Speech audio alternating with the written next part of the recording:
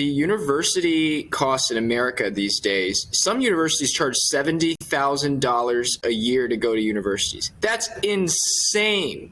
You're putting yourself $250,000 in debt before you even have your first job. At the very least, go get a job. First, try out the experience, try out the working world. I say this, by the way, as an author, as a journalist, as someone who went to university. Now, I think every parent should educate their child to the point where they're able to get into a university. No doubt in my mind, absolutely. But when it actually comes to the decision to go to university, I think that the universities have gotten so corrupt, especially in the field of excellence, in excellence-related fields, that they have stopped prioritizing excellence and started to become just a kind of social gathering. If you want a social gathering, you can start your own social gathering, or you can go. There are many other places you can do it. But if you want real education, I think you need to learn some skills in the real world. I think you should go to a trade school.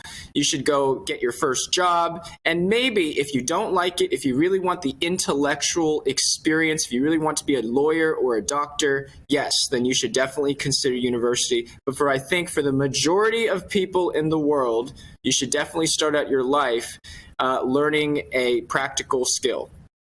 Tell me about your fascinating book, which is called Inconvenient Minority, the attack on Asian American excellence and the fight for meritocracy. In the book, you suggest that top universities are keeping out the best students and that being the best is no longer good enough. This is the point of my book, An Inconvenient Minority. We all hear about Harvard, Yale, Princeton, Stanford. We all hear they're the best colleges in the entire world. Did you know that the so-called best colleges in the entire world routinely keep out people for no reason except for their race? That's right. An Asian American has to score 440 points higher on the SAT, which is the standardized test in America, to have the same chance of admission as a black person, and 150 points higher to have the same chance of admission as a white person.